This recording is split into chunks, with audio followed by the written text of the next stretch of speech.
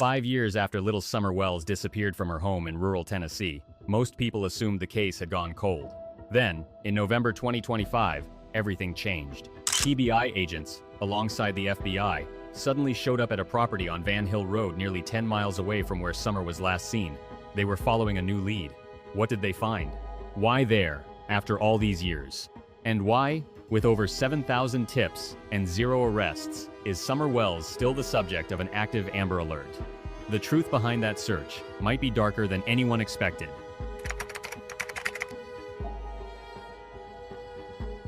For years, the disappearance of 5-year-old Summer Wells felt like a door permanently sealed shut, trapped in a labyrinth of dead ends. But in late 2025, that door was suddenly and forcefully kicked open.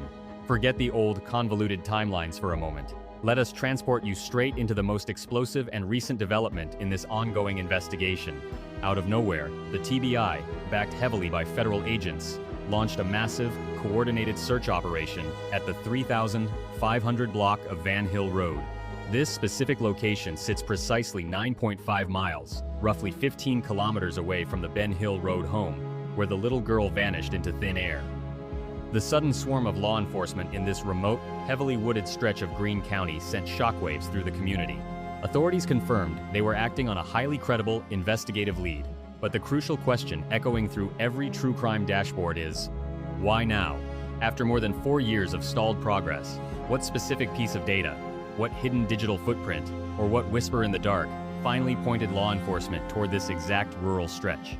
The TBI has placed a strict lock on the details, refusing to disclose what they were looking for or what they might have already found. However, the most baffling element of this 2025 breakthrough isn't just the search itself. It is the chilling, completely uncharacteristic reaction of Summer's parents. To understand the gravity of this, you have to remember their historical baseline behavior. In the early days and months following the 2021 disappearance, the parents were highly visible.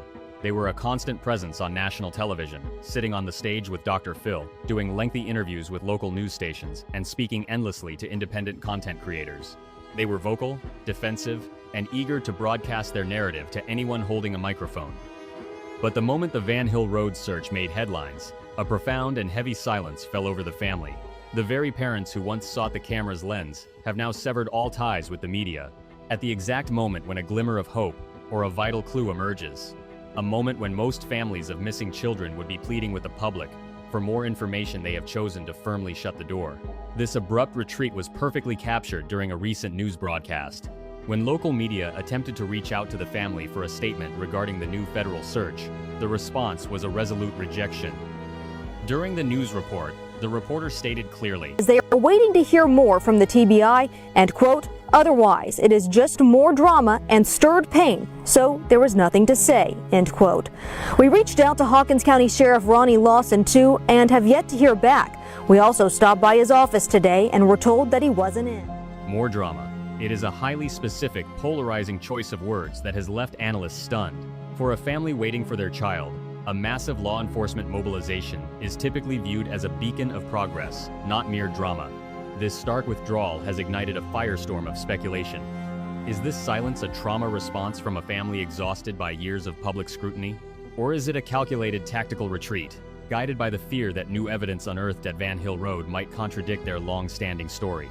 When the loudest voices in the room suddenly decide to stop talking, investigators pay very close attention. The authorities are moving closer, the geographic net is tightening, and this sudden quiet speaks volumes.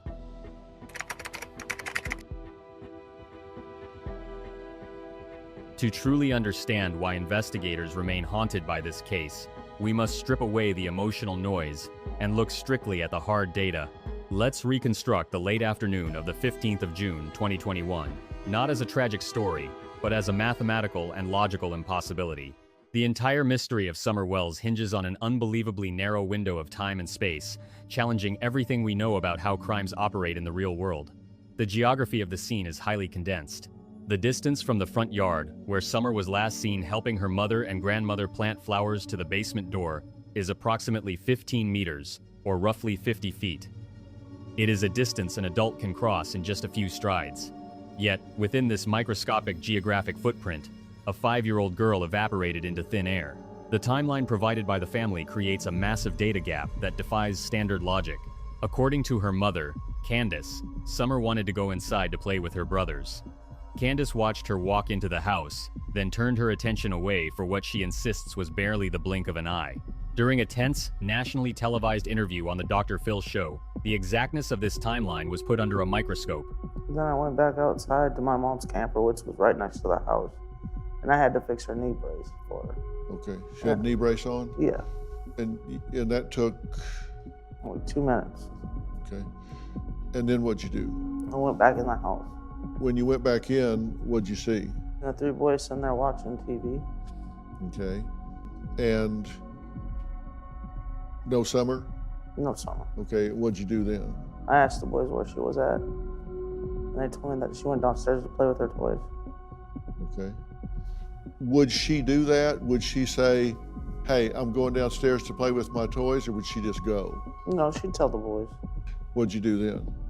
Well, I hollered for her at first. And no response? No response. So what'd you do? So I went directly down there. 120 seconds.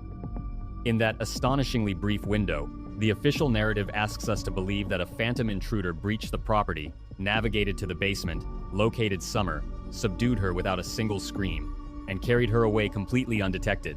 This leads to the first glaring logical hurdle: the 3 older brothers. They were sitting in the living room, just 1 floor above the basement. The house is relatively small, and rural homes are rarely soundproof. Even if a television was playing loudly, an abduction is an inherently chaotic event. A stranger navigating an unfamiliar basement, a child's natural instinct to cry out, the sound of footsteps escaping, all of this should generate distinct acoustic anomalies. Yet, the boys heard absolutely nothing. There was only silence. However, the most chilling anomaly, the piece of data that aggressively fractures the stranger abduction theory, is the property's living alarm system. At the time of the disappearance, the family owned a sprawling pack of dogs, estimated to be between 8 and 13 animals roaming the immediate grounds. Anyone familiar with rural properties knows that a pack of dogs is hyper-aware of environmental changes. They will erupt into a frenzy of barking at a passing car, a delivery driver, or a snapped twig in the woods. Yet, on the afternoon of June 15, as an alleged kidnapper trespassed onto the property, approached the house, and stole a child, the dogs remained dead silent. They didn't bark, growl, or alert the family. In data-driven crime analysis, the absence of a reaction is often the most critical piece of evidence. This terrifying silence provides a stark, unavoidable conclusion. Whoever walked onto that property and left with Summer Wells did not trigger the dogs' territorial instincts. The dogs did not sound the alarm because the person they saw was someone they already knew.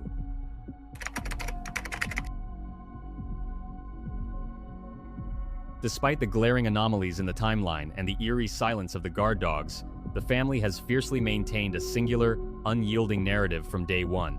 Summer Wells was abducted by an unknown intruder. To dissect this linear hypothesis, we must look beyond speculation and examine the actual field data and the physical layout of the crime scene. During a localized news broadcast, Don Wells, Summer's father, laid out his absolute conviction regarding his daughter's fate. "Some bad person grabbed her, but we have no idea. We're trying to beat our brains out. We've covered everything that we can think of." If we are to test Don's theory, we must ask a critical question. How could a predator breach the property and extract a child while 2 adults were just yards away in the front yard? The answer lies in the specific architectural geometry of the Wells family home. Spatial analysis of the property reveals a critical vulnerability, a complete visual blind spot. The basement door, which Summer allegedly walked through, is situated at a severe angle away from the front of the property. If you stand by the grandmother's camper, where Candace claimed to be, the line of sight to that basement entrance is completely obstructed. It forms a perfect, shadowy pocket. A calculated trespasser would not need to boldly walk through the front door or confront the adults. They simply had to wait in this exact blind spot, knowing it was entirely shielded from view. If a predator was watching the house, this architectural flaw provided the ultimate cover for a phantom strike. This spatial vulnerability is heavily bolstered by the strongest piece of empirical forensic data in the entire case: the K9 scent trail. When specialized search and rescue dogs were deployed, their tracking behavior painted a terrifyingly precise picture. The dogs locked onto Summer's scent, starting directly at the threshold of that basement door. From there, the trail did not wander aimlessly around the yard or circle back to the playground. Instead, it cut a deliberate, straight path away from the house, leading directly down through the brush toward Ben Hill Road. Then, at the edge of the asphalt, the scent vanished. It did not fade gradually, it stopped abruptly. In the mechanics of K9 tracking, a scent that drops off instantly at a roadway typically points to a singular, grim conclusion. The subject was lifted off the ground and placed into a waiting vehicle. This forensic deduction instantly elevates the importance of a massive, unresolved variable in the investigation. Shortly after the disappearance, the Tennessee Bureau of Investigation issued a bulletin hunting for a highly specific vehicle, A1998-2000 red Toyota Tacoma, equipped with a ladder rack and white buckets in the truck bed. Multiple independent reports place this distinct truck lingering in the immediate vicinity of Ben Hill Road on the exact afternoon Summer vanished. The correlation is impossible to ignore. A blind spot at the house, a scent trail leading straight to the road, and an unidentified red truck seen prowling the perimeter. Yet, despite a nationwide media blitz and countless appeals, the driver of that Toyota Tacoma has never come forward. In a high-profile case where innocent bystanders rush to clear their names, this driver's perpetual silence is deafening. The stranger hypothesis, built on these three pillars of field data, presents a chilling scenario of an opportunistic, lightning-fast abduction. However, as compelling as the blind spot and the scent trail are, they still struggle to answer the lingering paradox of the missing 120 seconds.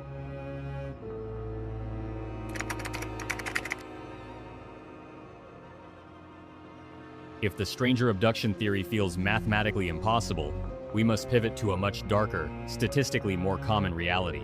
What if the threat didn't come from the dense woods of Ben Hill Road, but from inside the home itself?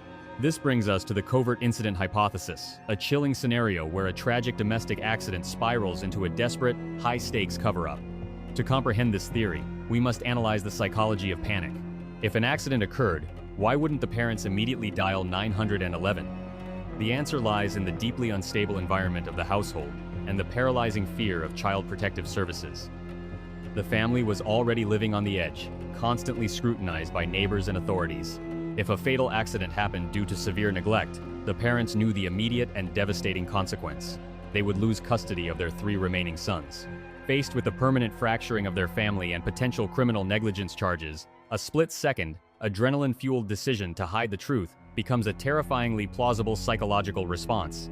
But what kind of accident? Analysts have zeroed in on several fatal possibilities within that chaotic environment. The house was notorious for its steep, treacherous basement stairs, and there were reports of a heavy ladder left leaning against the roof from the previous day. A 5-year-old, left entirely unsupervised for even a few minutes, could easily suffer a lethal fall. Yet, there is an even more insidious possibility: secondary drowning. Earlier that day, Summer had gone swimming at a local watering hole with her mother and a 15-year-old family friend named Hunter. During an exclusive interview on the Midnight Report, Hunter recalled a highly concerning moment that suggests Summer might have aspirated water. Hunter recounted the tense incident. She's in the water, and you're kind of on the beach there, or on the shoreline there. You see, there's a little like tree there or a log. Yeah. She went like as far as that, but not no farther. Okay. I just seen that she was underwater for like 10, 15 seconds. So I was like, "Are you okay?" And I pulled up. She said, "Yeah, I'm just swimming underwater." While it seemed harmless to a teenager, pediatric experts warn that taking water into the lungs can cause fatal complications hours after leaving the pool. Often referred to as secondary drowning, a child can seem perfectly fine before suddenly experiencing rapid respiratory failure. Did Summer quietly succumb to this silent condition in the damp, isolated basement while the adults were distracted outside planting flowers? If an accident did claim Summer's life, the timeline immediately fractures into a coordinated cover-up.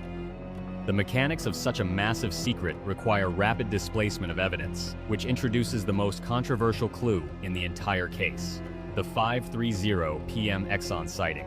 A highly credible witness, an employee at an Exxon gas station in Kingsport, firmly placed Candace at their store at exactly 5:30 p.m. on the day of the disappearance. This gas station is a 16-minute drive from the Ben Hill Road property. If Candace was supposedly home frantically searching for her missing daughter, why was she spotted miles away before the police had fully established a perimeter? Theorists propose a grim logistical maneuver. The 5:30 p.m. timeline perfectly aligns with a potential handoff. Did Candace leave the property to meet her husband, Don, or another associate at the gas station, transferring the tragic evidence of an accident into another vehicle before law enforcement descended upon their home? This scenario would neatly explain the sudden disappearance, the scent trail leading directly to the road, and the complete lack of physical evidence in the basement. It replaces the phantom stranger with a frantic, makeshift conspiracy born from the absolute terror of losing everything. Before we move to part 5 and break down the conflicting witness statements, make sure to subscribe to the channel and hit the notification bell. We are constantly feeding new data into the system, and you won't want to miss our next deep dive investigation.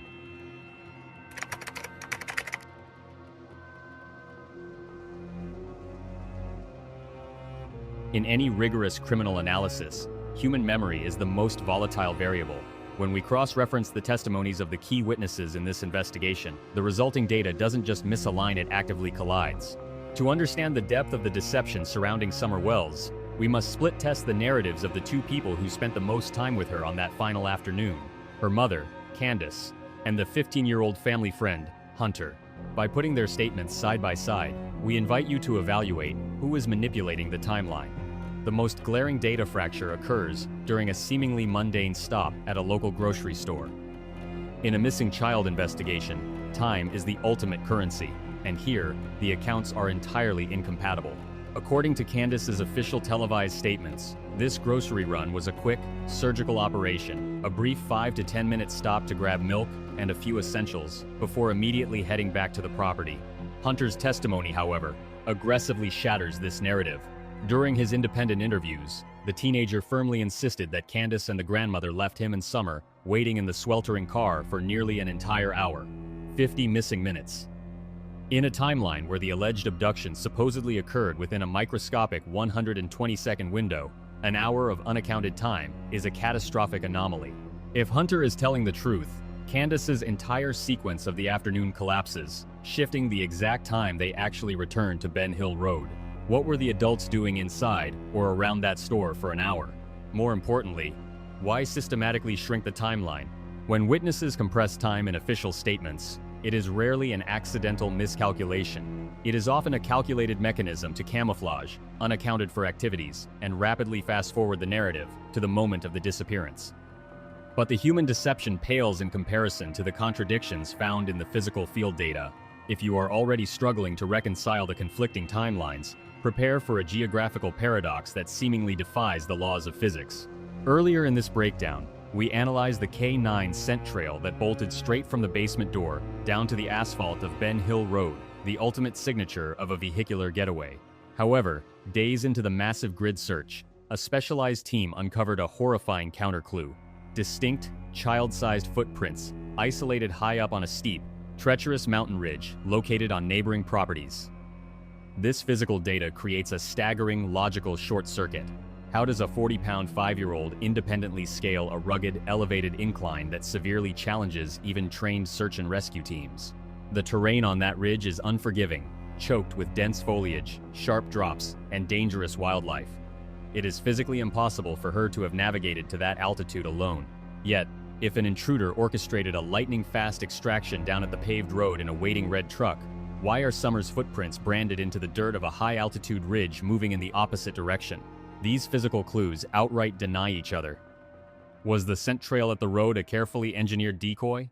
Did a perpetrator actually carry her into the treacherous highlands, setting her down only briefly? Or do these tiny footprints point to a much darker, fragmented timeline that the primary witnesses are desperately trying to overwrite?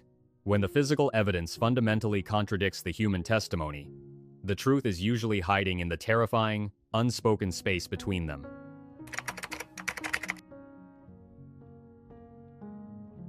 As the conflicting timelines and physical paradoxes threaten to drag this investigation into a permanent state of gridlock, the search for Summer Wells refuses to surrender to the darkness. When human memory falters and physical evidence aggressively contradicts itself, law enforcement pivots toward the cold, unyielding precision of science.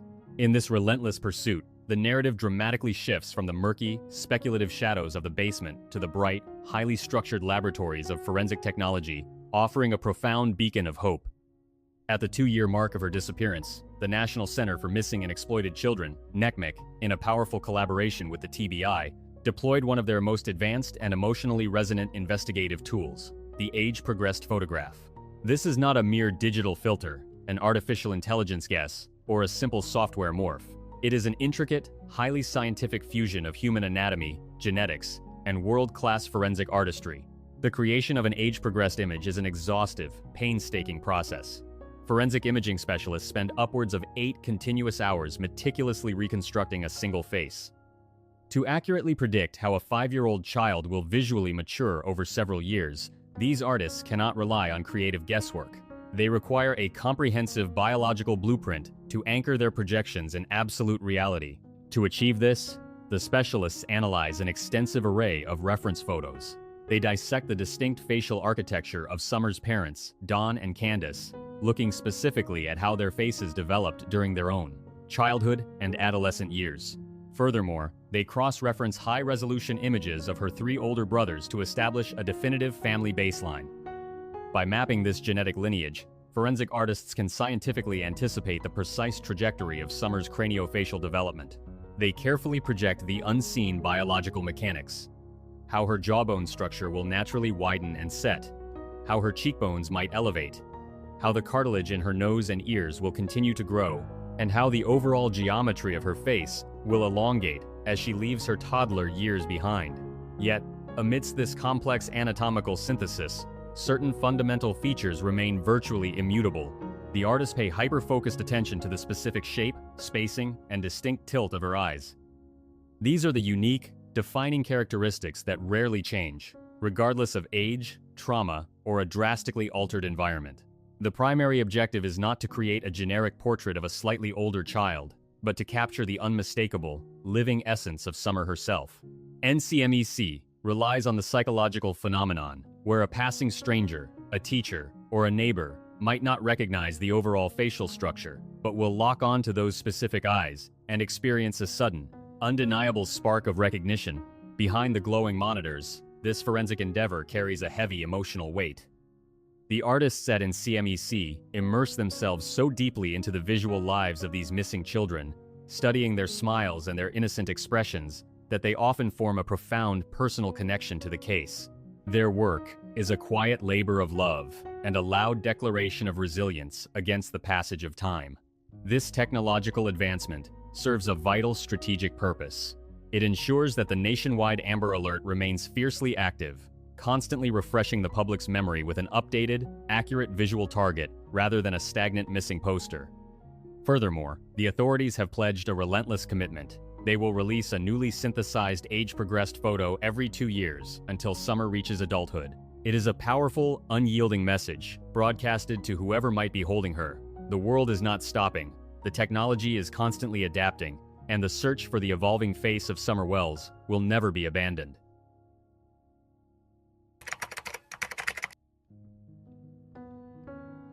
Five years have passed since the sweltering afternoon of the 15th of June 2021. Yet, despite thousands of grueling man-hours, elite federal involvement, and a rural community pushed to its absolute breaking point, the file on Summer Wells remains agonizingly open. In the unforgiving world of criminal investigation, time is the ultimate enemy, systematically eroding human memories and degrading fragile physical evidence. But the Tennessee Bureau of Investigation refuses to concede defeat. As of today, the nationwide Amber Alert remains fiercely active, continuing to broadcast her name across digital highway signs and mobile networks. Summer has not been relegated to the forgotten archives of a cold case database. She is still officially classified as an actively missing child, tethered to a living, breathing investigation. If we pull up the final case dashboard for this investigation, the data visualization is chilling in its absolute emptiness. In a standard disappearance protocol, detectives construct their psychological profiles and physical timelines around tangible, forensic anchors. But in the Wells case, the definitive physical data is practically non-existent. We are looking at a true no-body case. There are no remains to determine a sequence of events. There is no recovered weapon. There is no disturbed primary crime scene, only a shadowy basement blind spot, mysterious footprints on a high ridge, and an abrupt canine scent trail that vanishes into thin asphalt.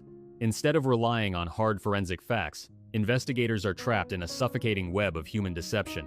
They are forced to navigate through overlapping testimonies, fractured 120-second timelines, unaccounted for hours at grocery stores, and primary witnesses who aggressively deny each other's reality.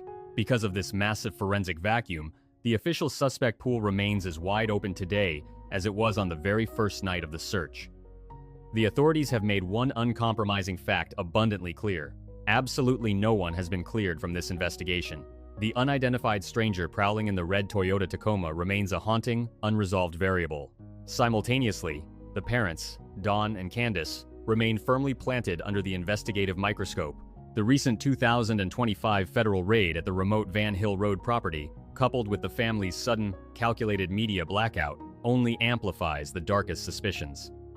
Until a piece of definitive physical evidence is finally unearthed, law enforcement must constantly weigh the grim statistical probability of a panicked domestic cover-up against the terrifying, though incredibly rare, reality of a flawlessly executed stranger abduction. This is precisely where the limits of traditional law enforcement intersect with the power of collective, open-source analysis. A mystery paralyzed by this many contradicting variables often requires a completely fresh perspective to spot the hidden anomaly that everyone else walked right past. We have laid out the raw field data, the timeline fractures, the psychological red flags, and the spatial blind spots. Now, we are turning the case dashboard over to you. Look at the conflicting variables. Re-examine the impossible 120-second extraction window. Do the child-sized footprints on the mountain completely destroy the stranger hypothesis? Or does the K9 scent trail point directly to a frantic, orchestrated 5:30 p.m. vehicle handoff? Drop into the comments section below and construct your own timeline. What is the fatal flaw in the official story? Analyze the data, connect the hidden dots, and let us know your ultimate verdict. Because somewhere in this tangled labyrinth of clues, the truth about what happened to Summer Wells is still waiting to be found.